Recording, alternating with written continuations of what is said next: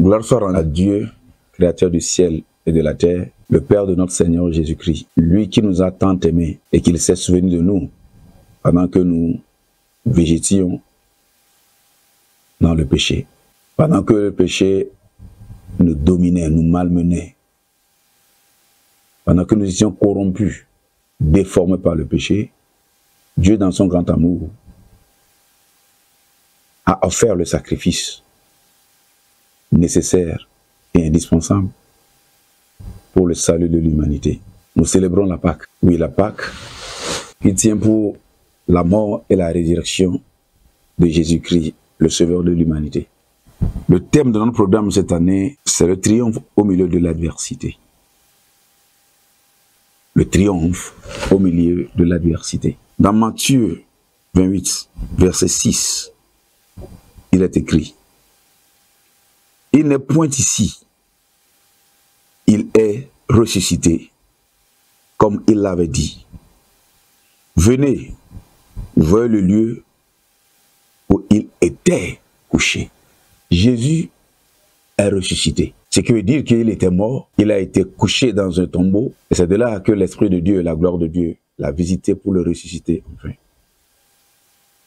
C'était le triomphe au milieu de l'adversité, d'une grande adversité.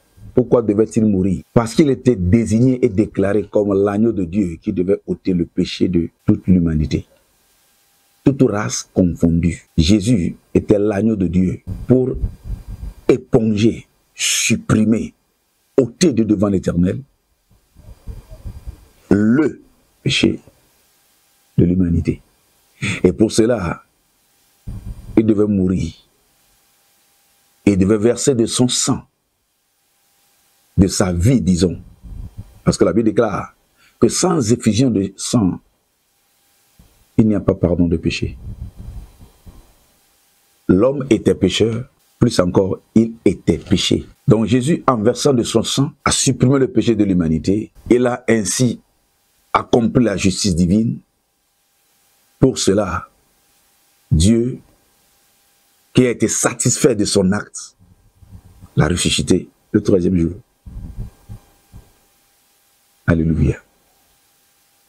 Mais que s'est-il passé? Les gens se sont débrouillés pour faire en sorte que cette résurrection n'ait pas lieu. Les gens, par l'inspiration de l'adversaire, ont aménagé tous les efforts pour que le corps de Jésus reste dans le tombeau à jamais. Parce que si jamais Jésus ne ressuscitait pas, la chrétienté, mais la foi chrétienne n'aura pas de fondement. Il fallait qu'il ressuscite, comme c'était écrit à propos de lui. Le tombeau a été verrouillé à une grosse pierre d'environ 2 tonnes, selon les recherches.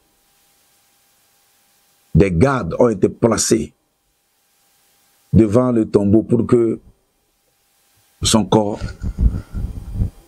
ne soit pas enlevé. Alléluia. Mais qu'est-ce qui pouvait limiter Dieu? Qu'est-ce qui pouvait entraver Dieu? Jésus a prophétisé, il a déclaré qu'il va ressusciter. Et le jour était venu. La gloire de Dieu est rentrée dans le tombeau. Malgré la présence des gardes, malgré que le tombeau soit scellé, la gloire de Dieu a pénétré le tombeau. Il a ressuscité le corps de Jésus, l'a restauré entièrement.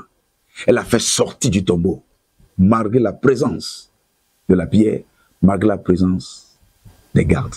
Ils n'ont rien compris, ils n'ont rien su. Maintenant, les disciples de Jésus, quelques disciples de Jésus-Christ, femmes qu'elles étaient, avaient décidé d'aller embaumer le corps de Jésus-Christ. Arrivés sur les lieux, l'ange était en train de leur communiquer une très bonne nouvelle. L'ange était descendu, il a terrifié les gardes, il a roué la pierre et a demandé aux fidèles de Jésus de venir constater que le corps n'y est plus. Il était déjà ressuscité. Praise the Lord. C'est ça ce que nous traduisons par la victoire ou le triomphe au milieu de l'adversité. C'est l'esprit de résurrection qui est en nous. Et avec l'esprit de résurrection, l'esprit de vie, tout né de Dieu, tout né de nouveau est capable de triompher en milieu adversaire. Voilà à peu près le message que nous portons en ces jours de Pâques cette année. Pas de crainte, pas d'hésitation. Le triomphe est nôtre en tant que né de Dieu. Oui, par l'esprit de gloire, par l'esprit de gloire, Dieu a accompli son plan, comme c'était écrit de Jésus-Christ. Aucun obstacle, aucune adversité n'a pu empêcher le Seigneur de dérouler le destin de Jésus-Christ. Ma prière pour toi qui m'écoutes, si tu n'as pas encore reçu Jésus-Christ, c'est de lui ouvrir ton cœur, de le recevoir, de le confesser comme ton Sauveur et ton Seigneur perpétuel. L'esprit de vie, l'esprit de résurrection va faire de ton corps sa résidence. Il ne te visitera pas, mais fera de toi sa demeure. Les adversités viendront, mais le triomphe sera de ton côté. Il ne te laissera jamais. Alléluia. Triomphe au milieu de l'adversité.